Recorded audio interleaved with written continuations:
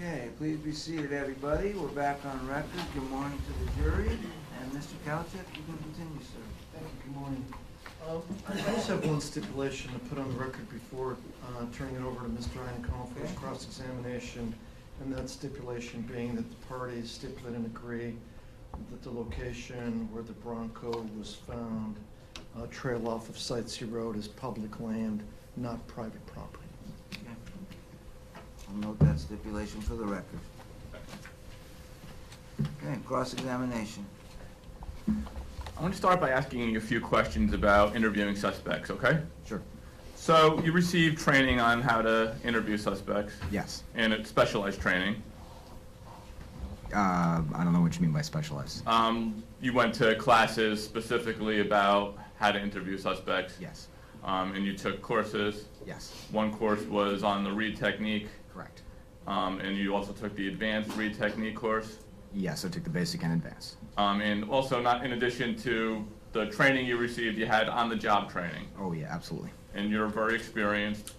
Yeah, I would say that, yes. You've conducted hundreds of interviews. Yes. Now, the on-the-job training was helpful. The classes were helpful to you in learning how to interview a suspect. Yes. In addition to learning interview techniques, you learned about the law of what you're allowed to do and not allowed to do when you interview a suspect, right? Yes. And you know that you're permitted to not be entirely truthful to a suspect when you're interviewing them. Yes. So you can claim, for instance, that you have evidence that you don't actually have when you're interviewing a suspect. To a certain degree, but yes. Okay.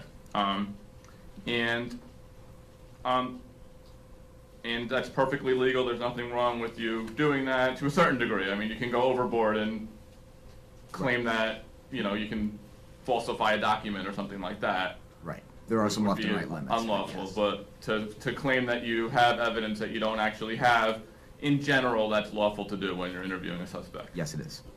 And in this case, there was lots of testimony about social media searches. Yes. And the results of the social media searches were put into evidence during the course of this trial. Yes. Now, during the December 2nd interview, when you were talking to Eric, you said that you reviewed the social media and deleted messages, and they said that, quote, you're the one that did the deed. So, you remember that part of the interview? Yes. Now, that part of the interview, that was an example of you saying something to Eric that was not true. Correct. So it was an example of you claiming you had evidence that you didn't actually have. That's correct. And again, it's not illegal. You're permitted to do that. I just want to make it clear for the jury that's what you were doing there. Yes. Another example of that was during the December 2nd interview, you said to Eric, we know where the 9mm was. On December 2nd, I did not know where the 9mm was. Right, but at one point you said to Eric, we know where the 9mm is. Yes, I believe I did say that. Okay, and that, again, that's another example of you perfectly legally saying that you have evidence that you don't yet have. Yeah, but if I can clarify on that, I thought I did have evidence, but I didn't. So yeah, you're right. Okay. And I guess another example was a more subtle example, the Scott McCormick photo array. You showed Scott McCormick a photo array. Yes, I did. And it's when you show him a set of 6 pictures. Correct. And it's called, another name for that kind of photo array is a 6-pack. Yeah, I call it a photo lineup, but yeah. Okay. And when you showed the photo lineup to Mr. McCormick, you didn't pick Erick Almandinger out of that photo lineup? That's correct. Okay. I mean, we now know, obviously, Eric was in that taxi cab, but Right. when Mr. McCormick looked at the lineup, he didn't pick Eric out? He didn't feel comfortable picking anybody. Okay. And during the interview, you showed Eric the lineup, and you didn't tell Eric that he was not picked out of that photo lineup? No, I just showed him the lineup, and I said, this is the lineup we showed to the cab driver. Right. I'm also going to ask you a couple questions about notes, okay? Okay. So, I noticed during the course of the trial you were looking down at your notes sometimes. Yes. Okay. And sometimes that's because you have to refresh your recollection. Absolutely. And it's fair to say there's a lot of information in this case. Agreed. And remembering details of things that happened months ago or even a year ago is difficult to do sometimes. It is. And you want to make sure you don't make a mistake. That's the idea. And it's also, that's one of the reasons why you write police reports also. Correct. And you review your police reports before you testify. Yes. And sometimes you glance at your police reports or ask if you can look at them while you're testifying so you don't make a mistake. That's correct. You don't want to accidentally say something that's a little bit wrong and somebody turns it into a big thing and says that you're lying, right? And even with the reports and looking at the reports, there's some details that are hard to remember. Agreed. So just to give you an example of that, you testified on direct examination about Bradley Renfro at the Valley Hotel on December 2nd, and you flushing him and the others out of the hotel room, right? Correct. And it's not in your report specifically how you did that.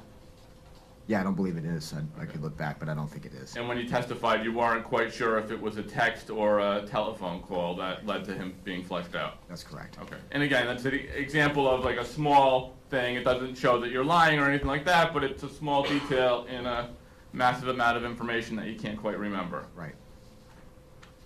I'm going to ask you a couple quick questions about Kyle Pratt, okay? Okay. So Kyle Pratt was first interviewed on December 7th.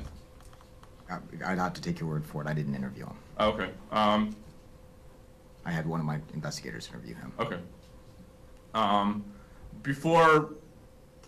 Before Kyle Pratt was interviewed, Erick Almandinger had been arrested. If you're saying that Pratt was interviewed on the 7th, I know that the defendant was arrested on the 2nd, so yes, that's accurate. Okay. And there was significant media coverage of Erick Almandinger being arrested. Yes. And there was significant media coverage of the discovery of David's body. Yes. I'm going to ask you a couple of questions also about Andrew Bell Gleason, the name hanging out there a little bit, okay? Sure. So I wanted to clarify it because his name's out there, but I don't think it's been put together yet. There were searches conducted of Andrew Bell Gleason's Facebook messages. Yes. And the reason that the searches were conducted of Andrew Bell Gleason's Facebook messages is because there were 7 messages on 2 separate occasions between him and David Grunwald. Yeah, I don't remember the number, but I remember there were some back and forth messages between David and Mr. Bell Gleason. Okay. And that was on November 13th. It was the night of or the afternoon or evening of the 13th. That's correct. And the gist of those messages was David Grunwald was trying to buy marijuana from Andrew Bell Gleason. That's correct. And Andrew Bell Gleason wasn't able to sell him marijuana on November 13th. They never met up. I don't know what the reasoning was, whether or not it was that he couldn't, but that they didn't. Okay. So after interviewing Andrew Bell Gleason and reviewing those text messages, you saw that David wanted to purchase marijuana from Andrew Bell Gleason, but it looked like he was unable to do so. Correct. I'm going to ask you some questions about the people involved in this case now, okay? Okay. So, one of the people that's name was mentioned a lot was Devon Peterson. Yes. And Devon Peterson came to Alaska from the lower 48. Yes. And in November of 2016, Devon Peterson was 18 years old. If I remember correctly, I believe he was, yeah. And based on your investigation in this case, it appears to you that Devon Peterson was the leader of the group, or people looked up to Devon Peterson. I would say they looked up to him and maybe an unofficial leader, sure. Austin Barrett. In November of 2016, Austin Barrett was 19 years old. That sounds correct. During your investigation of this case, Austin Barrett was homeless. Yeah, I believe so, yeah. And Bradley Renfro, he was 16 years old like Erick was during your investigation of this? Yes, sir. You found out that Bradley Renfro was homeless also? Yes. Dominic Johnson, he was also 16 like Erick? Yes. Now Dominic Johnson, size-wise, he was 6 foot 3 inches tall? Sounds about right. And between 250 and 260 pounds? That's probably pretty accurate, yeah. Now, you're aware that Dominic Johnson's phone was seized by the police? Correct. And you also know that Dominic Johnson sent a Facebook message that said he almost took a swing at the officer that took his phone. Yes, He actually said his hand was in a fist during it. correct. Now, as an investigator in the Valley, you keep on top of illegal groups that are operating in Southeast Alaska. South Central, Not maybe? Central Alaska, sorry. It's okay. I mean, yeah, I certainly don't seek out the information, but I certainly hear it as it comes in, You share intelligence with the Anchorage Police Department. routinely. You share intelligence with the Wasilla Police Department. Yes, sir. With the Palmer Police Department. Yes, sir. You share intelligence with troopers operating in other parts of Alaska. Yes. And you have intelligence about gangs. Yeah, local, I suppose. You have intelligence about who's committing crimes. I mean, that's a tough question to answer. I guess, yeah, I hear about the crimes that are committed, and then obviously we share information about whether or not we gain any information on those crimes as to who committed them, but I don't have it's not like an email alert like, hey, Bob just committed a crime. Right, but you have an idea of what's going on as a law enforcement officer in this Yes, community. yes. And there are some gangs that you were even aware of operating in this area. Yes, sir. And the gangs that you were aware of, you testified about them on direct, the Native Brotherhood, 1488. 1488 and the Lowlifes. Hells Angels, if you want to call them that. They're Okay. motorcycle club. As far as who was committing crimes in the Valley, before your investigation about this case, Erick Almandinger was not on your radar at all. That's correct. As far as being a member of the Crips gang, Erick Almandinger was not on your radar at all. That's correct. Prior to meeting Erick Almandinger for the first time on November 16th, and prior to your start of the investigation of this case, you'd actually never heard Erick Almandinger's name before. That's correct. A couple questions about the start of the questioning of Erick, okay? So, On the second? on December 2nd, yes. Okay. So on December 2nd, you read Erick the Miranda Warnings? Yes, And you actually read him the juvenile Miranda Warnings? I did. You were aware that Erick had never been charged with a crime before? I think so. And you were aware that Erick had never been charged with a juvenile offense before? If you need to Yeah. refresh your memory. No, I don't think he'd been charged with anything by my recollection. Okay, I can also show you if you want to be sure the prior transcript. Yeah, sure, that's fine. Page 186.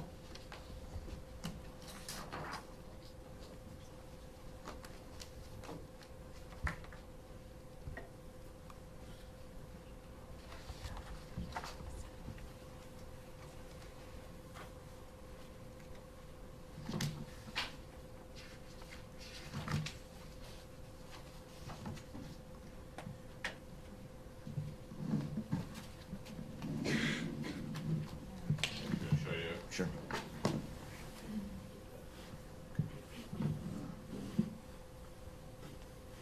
Correct, yeah. Okay. Yep.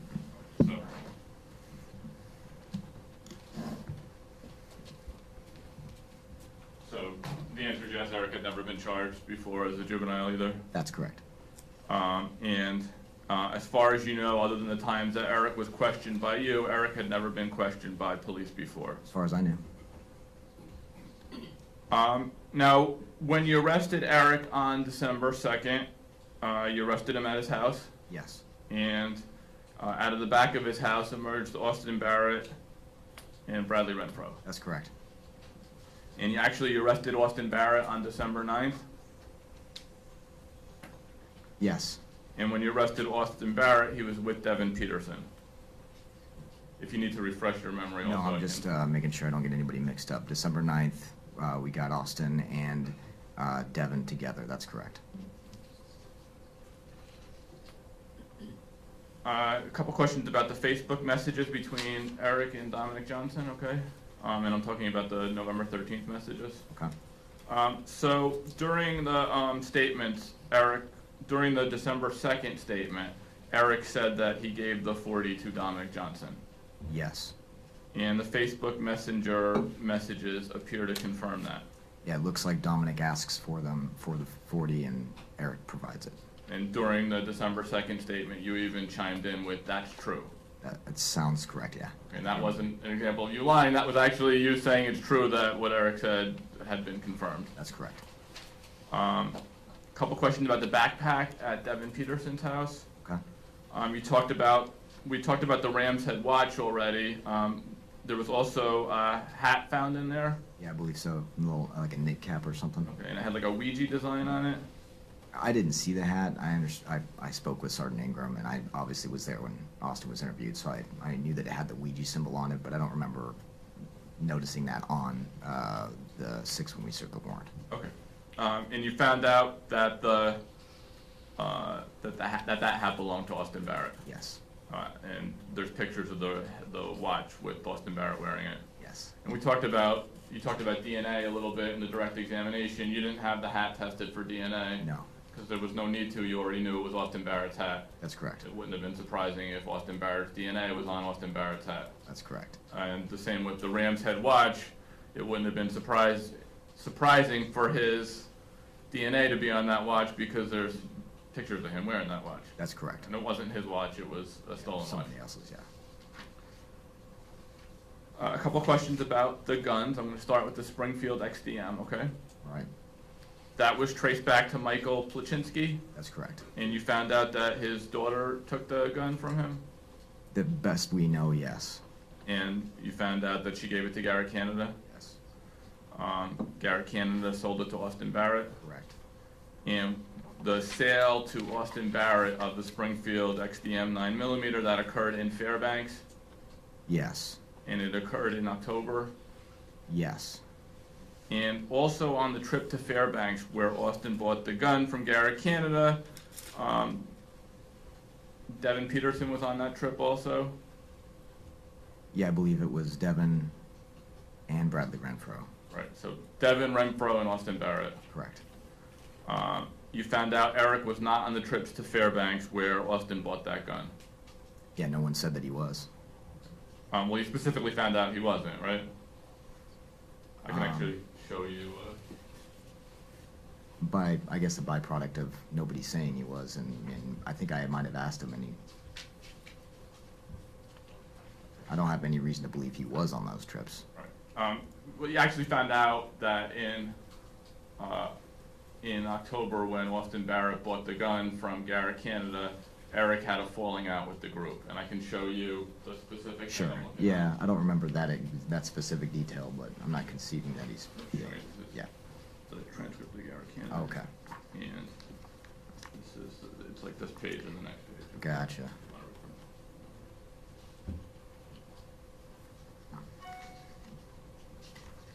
Okay, I'm tracking. Okay. Yep.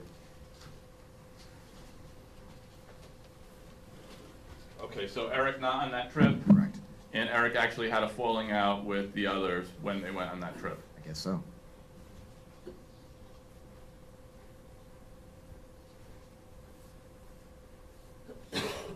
Now, the Ruger 40, that was Erick's gun, that wasn't purchased in Fairbanks, I think that was done down here through Garrett in the valley, okay, in July. July of 16. Best of my knowledge, obviously. I'm gonna ask you a couple questions about David Evans now, okay? Okay. So I just wanna clear up some David Evans stuff, because I think it was unclear. You interviewed David Evans, Yeah, I interviewed him at the Valley Pathways. and you actually spent a significant amount of time with David Evans? At Pathways when I interviewed him. Or during the course of your investigation in this I mean, I case? met up with him a couple of times, but mostly I think my investigators met up with him more often than I did. Okay, and you coordinated that, Yes. and during the interview of Erick, his grandmother tried to kind of cast blame on David Evans, and you said you spent exponentially more time with David Evans than Erick. Yeah, I think it was Rodney actually that was asking why isn't David Evans getting hemmed up here, and my explanation was to him, look, I've already vetted that out. That's a non-issue. We need to focus. So yeah, I guess is the answer. And that wasn't a lie example, that was actually you telling the truth. Yeah. Now,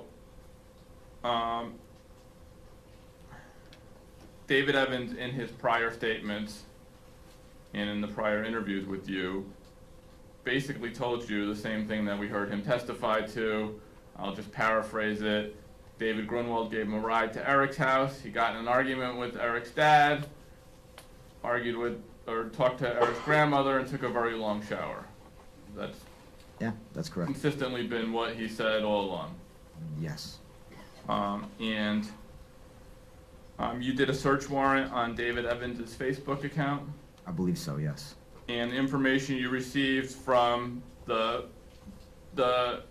search warrant, the Facebook messages, corroborated what David Evans had told you. That's correct. To this date, David Evans has never been charged with the crime related to David Grunwald. That's correct. And again, during the interview, Erick's grandmother indicated at one point suspicion towards David Evans, and you chimed in, "Don't even go there." Yeah, it sounds about right. Okay. Again, that was an example. That wasn't where you were lying. That was an example where you were telling the truth. Just trying to keep the interview on track. Okay. You actually even testified in the grand jury that Evans was in the shower. He was nowhere near where this happened. Yeah, and obviously that's based off of the investigation. I wasn't there to know that, but yeah. But that's Yeah. what you're, okay. Right. All right, a couple questions about Dominic Johnson's mother, Misty Johnson, okay? Okay. So you questioned her, Yes. and that was in March of 2017? Yes, Sergeant Ingram and I went to her house.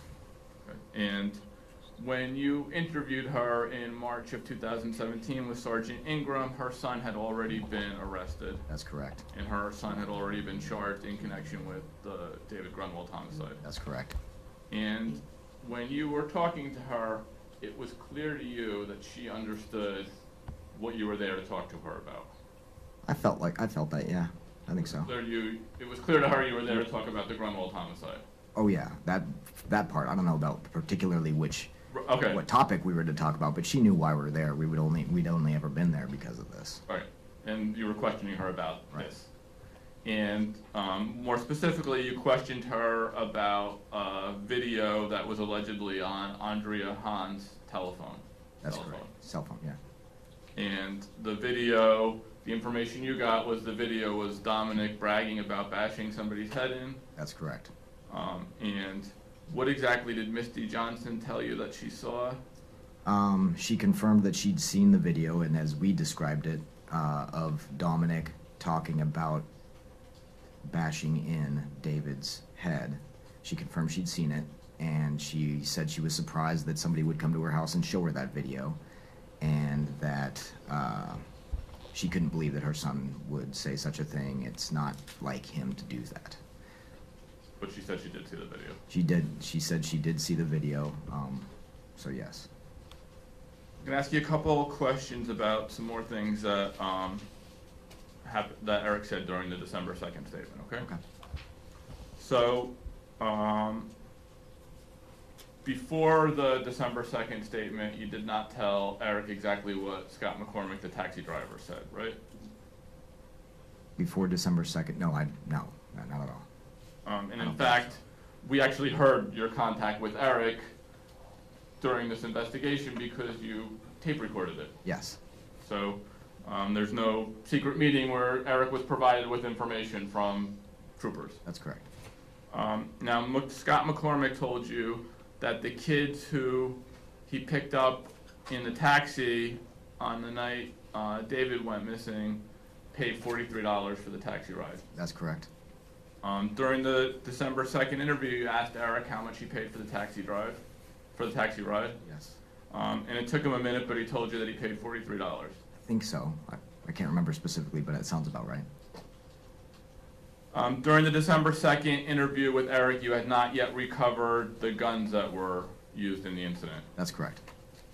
You actually didn't even know that the Springfield XDM was the murder weapon when you questioned Erick on December 2nd.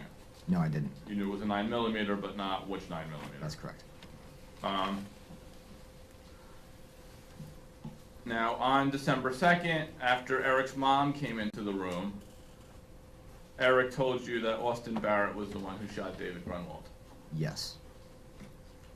On December 6th, you recovered the guns from the backpack at Devon Peterson's house, Yes. and the Springfield XDM 9mm was in the backpack, Yes, and ballistics showed that that gun was actually the murder weapon. that's correct. You traced the gun and ultimately found out that that gun was transferred to Austin Barrett. Yes, The Holiday gas station. Now, when you interviewed Erick on December 2nd, you had not gotten the Holiday gas station video yet. that's correct. You got the Holiday gas station video on December 5th, Yes, I believe so. and on December 2nd, Erick described the place where the gas was bought. Right, we figured out where it was by his description. And on December 2nd, Erick said that they didn't park in the Holiday gas station parking lot. That's correct. And you got the video, Yes, and it confirmed that. that's correct. On December 2nd, Erick said that it was Bradley Renfro and Dominic Johnson who actually went to the gas station. Yes, And again, you got the video on December 5th, yes, and it confirmed that that was true. yes.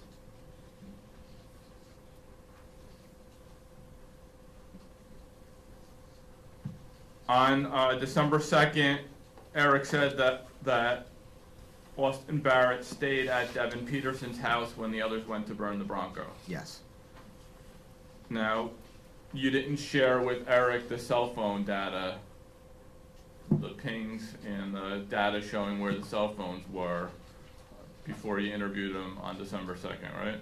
I didn't show him any of the data. I think I mentioned on the 18th that his tablet put him in the area the Bronco was burned, but I didn't show him any. I don't know that I ever showed him any Okay. maps or anything. Okay. So you didn't show him where Austin Barrett's phone was or tell him where Austin Barrett's phone was No. on November 13th? I don't remember talking to him about Austin's phone much at all. Okay. And Erick told you Austin stayed at Devon's when the others burned the Bronco, Yes, and the data that you later got was consistent with Austin Barrett staying at Devon Peterson's house while the others burned the Bronco. that's correct.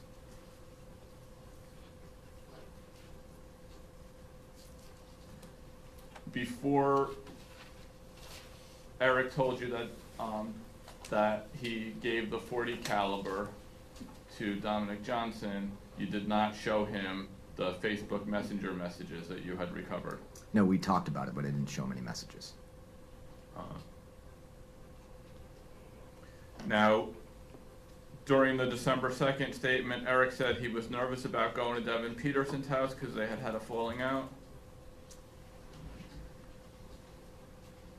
I don't remember that. I don't remember him telling me that he and Devon had a falling out and that he was nervous about going there. I remember him telling me that he went there and that they asked him for advice, but I don't remember. Okay. It's on the tape, it's in evidence, Okay, so all right. the jury can look. Okay.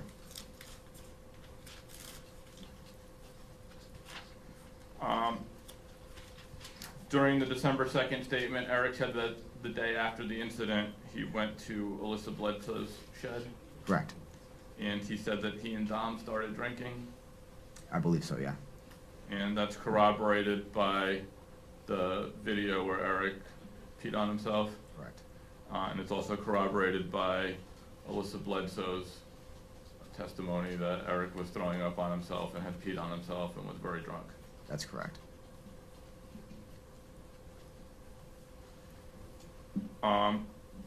During the December 2nd statement, Erick admitted that the .40 caliber gun was his gun. Yes.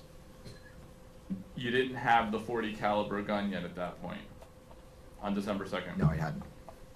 You got it, again, with the other gun, you got that on December 6th, Yes. and there was an ATF trace done on that gun. Yes. And you found out that the gun was stolen and Garrett Canada got it, Yes. and Garrett Canada transferred it to Erick Almandinger. Yes. So Erick saying the .40 caliber gun was his was later corroborated. Yes. And then the missing rug, the burned rug wasn't actually recovered until July of 2017, right? Correct. Erick told you that he burned the rug. Yes. He told you where he burned the rug, The general area, yeah. and that's where the rug was found, right? I think so, in that general area. Thank you. I have no further questions.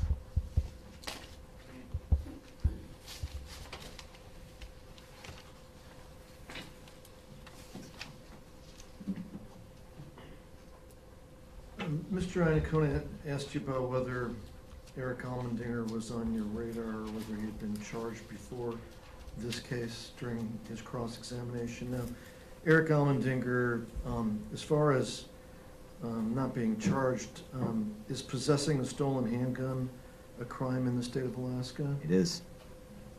And was he in possession of stolen handguns before November 13th, 2016, according to the investigation? Yes.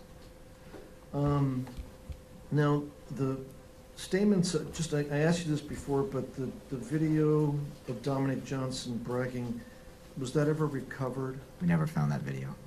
Now, is there much of a surprise that people were talking about the video, given the text that showed that Dominic Johnson was asking for the 40? I'm sorry, say that one more time. Right, I mean, is it a surprise, like, if the video, if we had it, may be evidence that Dominic Johnson was one of the people that beat David Grunwald? That's correct. And was that a surprise as far as at that stage of the I investigation? don't think so, no.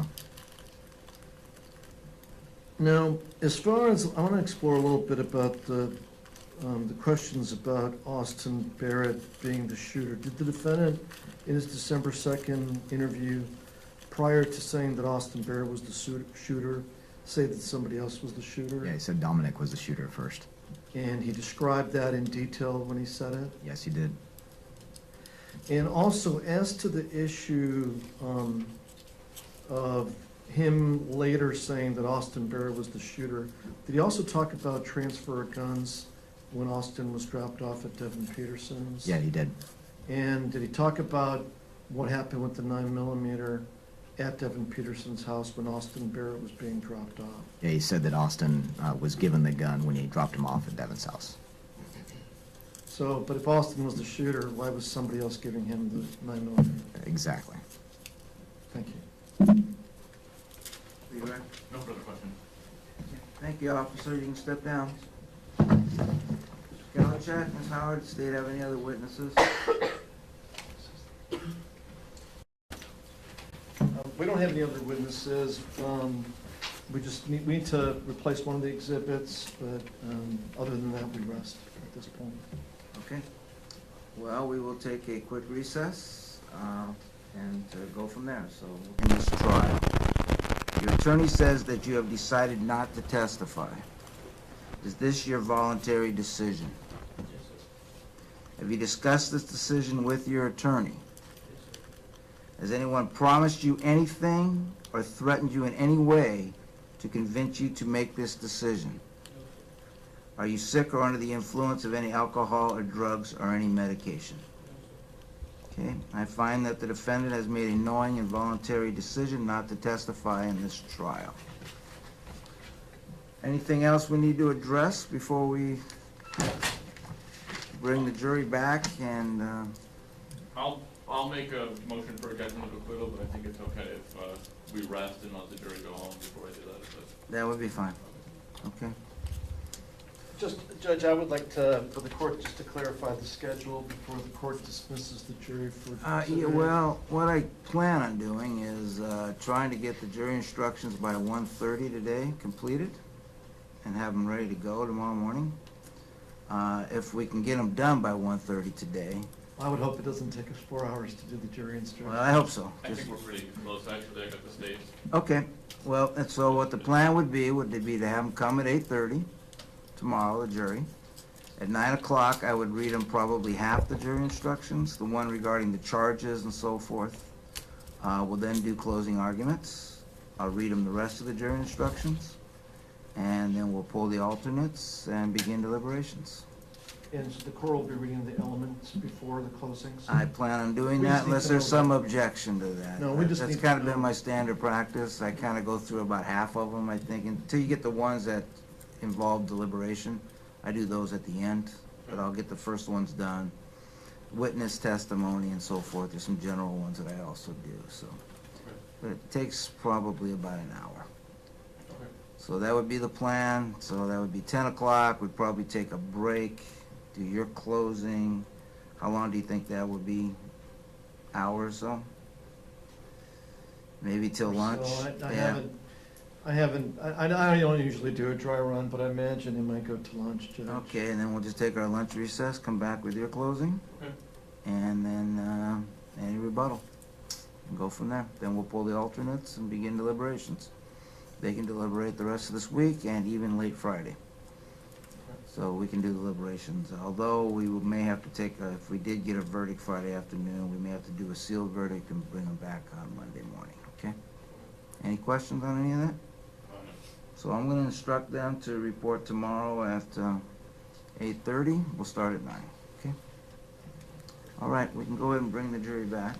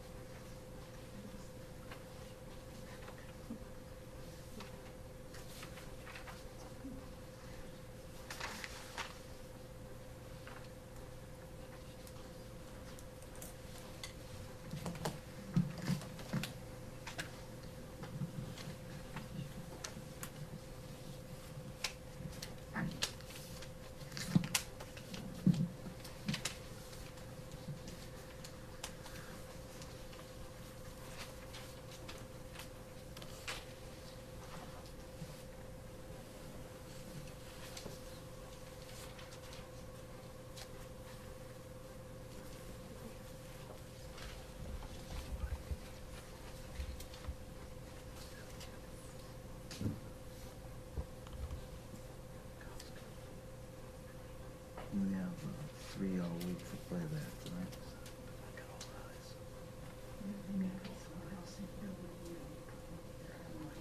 Oh, that's fine. I don't have that much, just 5 minutes.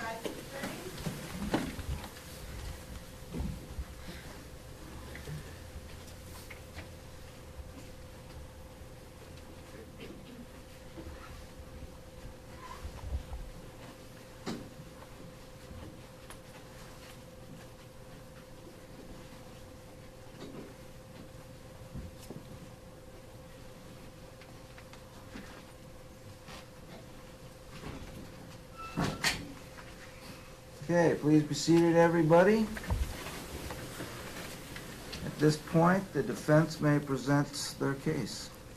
Thank you, Your Honor. The defense rests. Okay. Members of the jury, at this point in time, the evidence is closed in this case. I'm going to excuse you for the rest of today. We have to do some procedural stuff in the court today, jury instructions and so forth. We will have your report tomorrow at 8:30. 9 o'clock, we'll begin going towards the closing arguments tomorrow. And hopefully deliberations can begin probably tomorrow afternoon. And we'll begin that process. So you're excused for today.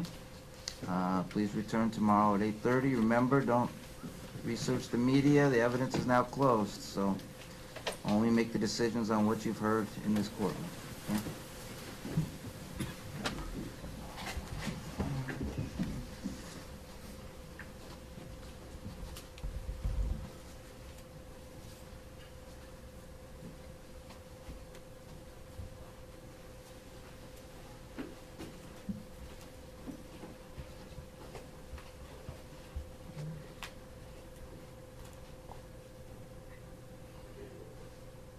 Okay, please be seated.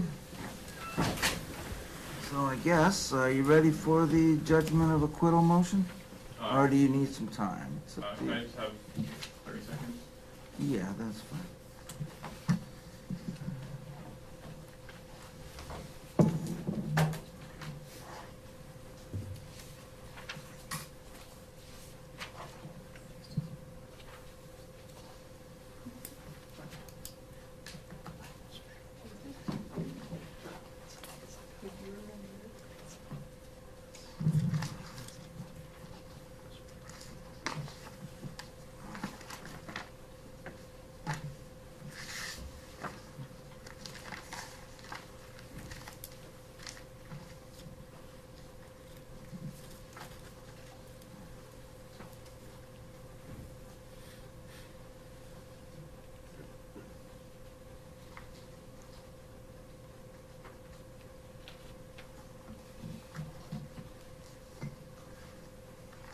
Okay. Judge, it's not gonna be an extensive motion, but I move for a judgment of acquittal. Even giving the state all favorable inferences, they didn't prove that, for murder one, that it was Erick's purpose to kill David Grunwald. The state did not provide evidence that Erick was the principal. They didn't provide evidence sufficient to show that he was an accomplice to this. I think the charge that's most concerning is the extreme indifference murder 2 count, and that counts really for reckless behavior such as firing a gun into a crowd, or an extremely drunk driver ignoring the risk of driving while extremely drunk, such that it's more than manslaughter. It doesn't really fit the facts of this case where, you know, it was an execution. I mean, all the evidence is it was basically an execution, so there's no extreme recklessness here. And the problem with it here, especially when you consider that there's an accomplice liability charge for everything, which gets confusing, is that it's gonna confuse the jurors, especially if you go through the jury instructions and you see, like, is there a social utility to the action? It's just stuff that does not fit with these facts. It's meant for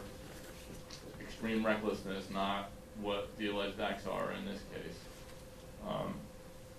And I'm not going to move for a judgment of acquittal on the charges that I have conceded, which are the post-homicide charges. Thank you. Primarily count 1, and then Count 1, 2, 3, 4, and 5, with an emphasis on the extreme indifference count, which is count 4. Yeah. All right, respond, Mr. Calter? Yes, I'm not trying to remember, on the assault, are you making a motion on the assault too, or no? I didn't make a motion on the assault. All right, so I'll cover all of them, Judge, but as far as the assault, I think it's pretty obvious that now we have the texts in that show that Dominic Johnson was asking for the heavier handgun, and the defendant quickly provided it without much enticement. So on that one, I think the accomplice liability and the assault is pretty obvious. On the kidnapping, by defendant's own admission, he rode shotgun in the Bronco when they drove to the Butte. By his own admissions, he provided the direction. The evidence has shown that at that point the victim was injured and going in and out of consciousness. He was taken directly to a secluded area, walked into the woods and killed. As to the murder one, our theory, we started in jury selection telling the jury that it was not our purpose here to show which coward pulled the trigger. In this case, our purpose was to show that all of them acted together as a group to accomplish this terrible deed. By defendant's own admissions, as to the murder one, he stated to Sergeant Wexon that it was pretty well known at the Almandinger home that the decision was made to take David out because, quote unquote, he knew too much. It's after that that they put David in the Bronco, after that they drove to the Butte. Obviously, we have a lot of reliance on the behavior and conduct of the defendant after the murder. If he was an unwilling participant, if he was not an accomplice, we're going to ask the jury, why did he go and get gas, burn the Bronco, bleach the trailer, delete communications? I think his conduct after November 13th significantly shed light on the issue of whether he was an unwilling bystander or a willing participant. And I submit to the court that his actions and his statements about the discussions for the need to kill David Grunwald at the Almandinger house proved that he was an accomplice to the murder one. I don't think the court need not worry too much about the murder two charges. Our theory always has been that they agreed that at the house that they would take him to a secluded area and shoot him. Our theory was never that they created some unusual circumstance which was extremely indifferent. At grand jury, we were specific with the grand jury that our theory was that they decided that David needed to be killed, and it's been our theory throughout grand jury and throughout this trial. It's going to continue to be my theory in closing arguments. So our theory is he knew it. He knew that David was going to be killed.